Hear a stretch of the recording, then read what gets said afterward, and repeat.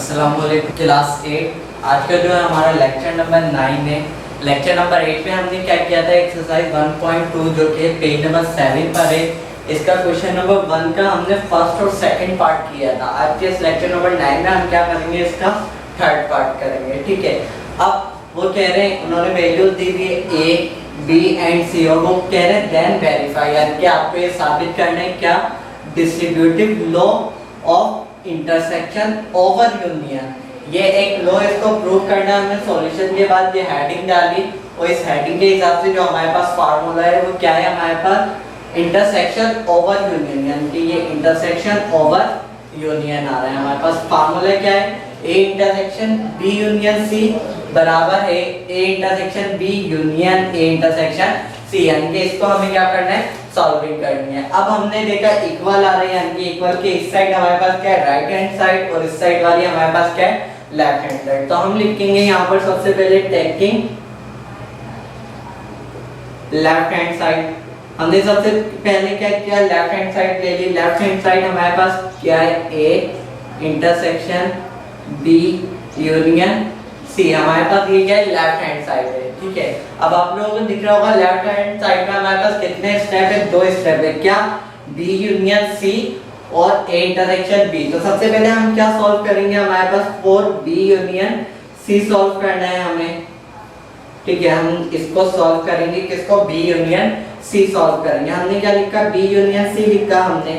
अब हमारे पास बी की वैल्यू क्या है, 1 3 5 एंड 7 और फिर यूनियन का सिंबल, और सी की वैल्यू क्या है, 2 4 6 8। ठीक है, अब इसका यूनियन लेना है। यूनियन का मतलब क्या है, जो भी सेट्स में जितने भी नंबर दिए हुए हैं उन सबको काउंटिंग के हिसाब से तरतीब से लिखना है। तो अगर हम इसको तरतीब से लिखेंगे तो ये हमारे पास आएगा 1 2 3 4 5 6 7 8। ठीक है, क्योंकि ये नंबर यहाँ पर मौजूद थे, हमने देखा। अब आप लोग मास्टर हो चुके होंगे यूनियन और इंटरसेक्शन में, हमने प्रीवियस सवाल देखे थे, तो इसलिए मैं थोड़ा सा डायरेक्ट करूंगा। ठीक है, अब हमने क्या किया, बी यूनियन सी मालूम कर लिया। अब हमें बी यूनियन सी मालूम हो गया। अब क्या है, हमें आखिरी स्टेप करना है इस साइड का, इस लेफ्ट हैंड साइड का। तो आखिरी स्टेप है, तो मैं क्या लिख दूंगा, नाउ, क्योंकि आखिरी स्टेप है, हमें पता है आखिरी स्टेप में हम क्या लिख देते हैं, नाउ लिख देते हैं। क्या है हमारे पास, ए यूनियन बी, हमारे पास है A intersection B union C. ठीक है, अब ए की वैल्यू हमारे पास क्या दी हुई है, 1 2 3 4 5 इंटरसेक्शन, और बी यूनियन सी की वैल्यू क्या दी हुई है हमें, 1 2 3 4 5 6 7 8। ठीक है, ये हमें इसकी वैल्यू दी हुई है। अब इंटरसेक्शन लेना है। इंटरसेक्शन का मतलब क्या होता है, यानी कि दोनों में जो चीज सेम है हमें वो चीज लेनी है।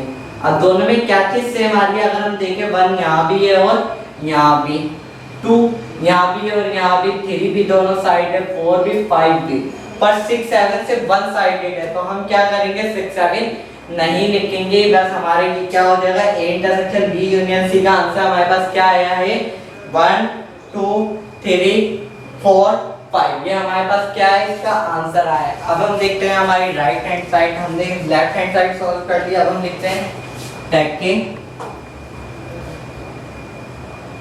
Right hand side. ठीक है, अब हमारे पास राइट हैंड साइड यहाँ पर क्या है, हमारे पास A intersection B union A intersection C, ये हमारे पास क्या है, राइट हैंड साइड है। अब अगर आप इसमें देखें तो इसमें हमारे पास कितने स्टेप आ रहे हैं, नंबर 1 पर ए इंटरसेक्शन बी आ रहा है, फिर सेकंड स्टेप क्या है, ए इंटरसेक्शन सी आ रहा है, और थर्ड स्टेप क्या है, इन दोनों का यूनियन। तो सबसे पहले हम क्या करेंगे, हम लेंगे 4 ए इंटरसेक्शन बी। हम ये हमारा पहला स्टेप सॉल्व करेंगे। ठीक है, अब इसमें क्या है, हमारे पास ए इंटरसेक्शन बी, यानी कि हमने ए की वैल्यू लिखी। ए की वैल्यू हमारे पास क्या है, 1 2 3 4 5 इंटरसेक्शन बी की वैल्यू क्या है, हमारे पास 1 3 5 एंड 7। अब हमें क्या करना है, इन दोनों का इंटरसेक्शन लेना है। इंटरसेक्शन का मतलब क्या है, यानी कि दोनों में जो चीज सेम है हमें वो लिखनी है। दोनों में क्या चीज सेम है, हमारे पास जो सेम चीज आ रही है वो है 1 3 एंड 5, दोनों में सेम आ रहा है तो इसका इंटरसेक्शन क्या आ रहा है हमारे पास 1 3 5। अब हमारे पास इस राइट हैंड साइड का अगला स्टेप क्या है, a इंटरसेक्शन c, तो हमने लिख दिया 4 a इंटरसेक्शन c, यानी कि अब हम किसके लिए सॉल्विंग कर रहे हैं, a इंटरसेक्शन c के लिए सॉल्विंग कर रहे हैं। अब हम लिखेंगे a इंटरसेक्शन c। अब हमारे पास a की वैल्यू क्या है 1 2 3 4 एंड 5। फिर इंटरसेक्शन c की वैल्यू क्या है हमारे पास 2 4 6 8। ठीक है, अब हमें जो क्या करना है, इन दोनों का इंटरसेक्शन लेना है। इन दोनों का इंटरसेक्शन यानी कि दोनों में जो चीज सेम है वो लिखेंगे। क्या नंबर सेम आ रहे हैं दोनों में, 2 और 4 जो है वो दोनों में सेम आ रहे हैं, तो क्या इंटरसेक्शन सी का आंसर क्या है हमारे पास 2 और 4। अब इस राइट हैंड साइड में कौन सा स्टेप ले गए, आखिरी स्टेप, यानी कि इसका और इसका यूनियन लेना है। आखिरी स्टेप है तो हम क्या लिख देंगे यहाँ पर नाउ, यानी कि अब हम लिखेंगे a intersection b union a intersection c। a intersection b की वैल्यू क्या है हमारे पास 1 3 5 यूनियन a इंटरसेक्शन c की वैल्यू क्या है 2 और 4। इसका और इसका मुझे क्या करना है, यूनियन लेना है। यूनियन का मतलब क्या है, जो भी नंबर्स दिए गए उन सबको क्या करना है, हमें तरतीब से लिखना है। तरतीब से लिखना है तो हम किस तरीके से लिखेंगे, 1 3 5 है और 2 4 है। अगर हम काउंटिंग के हिसाब से इसको तरतीब में लिखे तो हमारे पास क्या आएगा 1 2 3 4 5। अब अगर आप लोग देखें कि राइट हैंड साइड पर हमारे पास टोटल आंसर क्या है 1 2 3 4 5, और लेफ्ट हैंड साइड का जो टोटल आंसर है वो भी क्या है हमारे पास 1 2 3 4 5। तो इससे क्या होगा हमारे पास, हैंस प्रूव दैट, यानी कि हमने ये साबित कर दिया। क्या चीज साबित कर दी हमने, a intersection b union c is equal to a intersection b union a intersection c, यानी कि left hand side equal to right hand side. ठीक है, ये बात हमने साबित कर दी। ये तो हमारा question number 4, question number first का थर्ड पार्ट। अब हम क्या देखेंगे, क्वेश्चन नंबर फर्स्ट का जो है फोर्थ पार्ट देखेंगे, वो भी तकरीबन इसी से रिलेटेड है, तो मैं इसी में थोड़ी बहुत चेंजेस करवा दूंगा ताकि और ज्यादा अच्छे तरीके से समझ आए। ठीक है, अभी हमारे पास थर्ड में क्या था, distributive law of intersection over union था। अब हमारे पास जो फोर्थ में है वो यूनियन ओवर इंटरसेक्शन है, यानी कि इसी का अपोजिट हो जाएगा। ठीक है, अभी हमारे पास इंटरसेक्शन ओवर यूनियन था, अब हमारे पास हो जाएगा यूनियन ओवर इंटरसेक्शन।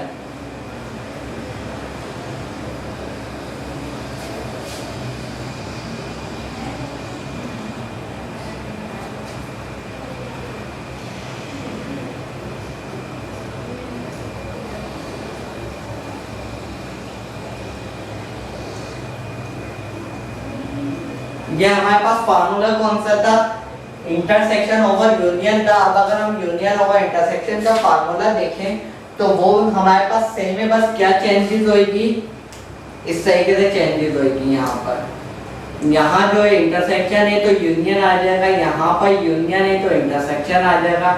यानी कि जहाँ पर इंटरसेक्शन था वहाँ यूनियन लिख देंगे, और जहाँ यूनियन था वहाँ क्या लिख देंगे, हम इंटरसेक्शन लिख देंगे। तो ये हमारे पास कौन सा फार्मूला आया है, यूनियन ओवर इंटरसेक्शन का हमारे पास ये फार्मूला है। ठीक है, अब हम इसको सॉल्व करते हैं, वही चीज हमने क्या लिखा, taking left hand side. Left hand side क्या है हमारे पास, A union B intersection C. ठीक है, अब हमने क्या किया, हमने कहा कि हम पहले क्या सॉल्व करेंगे, बी इंटरसेक्शन सी को सॉल्व करना है हमें, तो हमने लिखा बी इंटरसेक्शन सी। अब बी लिखा हमने, यहाँ पर क्या गया हमारे पास इंटरसेक्शन और सी। अब इन दोनों का क्या लेना है, हमें इंटरसेक्शन लेना है। इंटरसेक्शन का मतलब दोनों में जो सेम नंबर है वो लिखना है। अब दोनों में अगर हम देखें तो हमारे पास कौन सा नंबर सेम आ रहा है, बी और सी में कौन सा नंबर है जो कि सेम आ रहा है। ऐसा कोई सा भी नंबर नहीं है जो सेम आए, तो इसलिए इसका मतलब क्या हुआ, यहाँ पर हमारे पास आंसर में क्या आ गया, नल सेट आ गया हमारे पास। ठीक है, अब उसके बाद सवाल का आखिरी स्टेप है हमारे पास, तो अब हम आखिरी स्टेप देखते हैं हमारे पास क्या है। वो कह रहे हैं आपको मालूम करना है, नाउ क्या मालूम करना है आपको, A union B intersection C. अब ए की वैल्यू क्या है हमारे पास, ये I union B intersection B की वैल्यू क्या है, नल सेट आई। अब अगर हम इन दोनों का यूनियन लें, यहाँ पर हमारे पास 1 2 3 4 5 है और यहाँ पर कुछ नहीं है। अगर हम जो है यूनियन लें यहाँ पर, तो हमारे पास आंसर में क्या आएगा, यही चीज आ जाएगी। ठीक है, ये हमने क्या कर लिया, लेफ्ट हैंड साइड सॉल्व कर लिया। अब हम देखेंगे राइट हैंड साइड। तो राइट हैंड साइड में हमारे पास क्या है, A union B intersection A union C. ठीक है, ये हमारी क्या हो गई राइट हैंड साइड। अब सबसे पहले वो कह रहे हैं कि आपको क्या मालूम करना है, फॉर ए यूनियन बी मालूम करना है। अब हम ए यूनियन बी मालूम करेंगे। ठीक है, तो ए यूनियन बी मालूम किया, इसका मतलब क्या है, यूनियन का मतलब जो है तरतीब से लिखना है आप लोगों को। तो अगर हम इसको देखें और तरतीब से लिखें तो हमारे पास आंसर आएगा 1 2 3 4 5 एंड 7। ठीक है, फिर उसके बाद वो कह रहे हैं फॉर ए यूनियन सी मालूम करना है हमें। तो हमने क्या लिख दिया, फॉर ए यूनियन सी लिख दिया। अब हम जब ए यूनियन सी मालूम करेंगे तो हमारे पास आंसर में क्या आएगा, 1 2 3 4 5 6 8। ये हमारे पास क्या है, इसका यूनियन में आंसर आया। अब हम क्या करेंगे, नाउ आखिरी स्टेप क्या है हमारे पास, A union B intersection A union C मालूम करना है हमें। ठीक है, अब हम इसको मालूम करेंगे।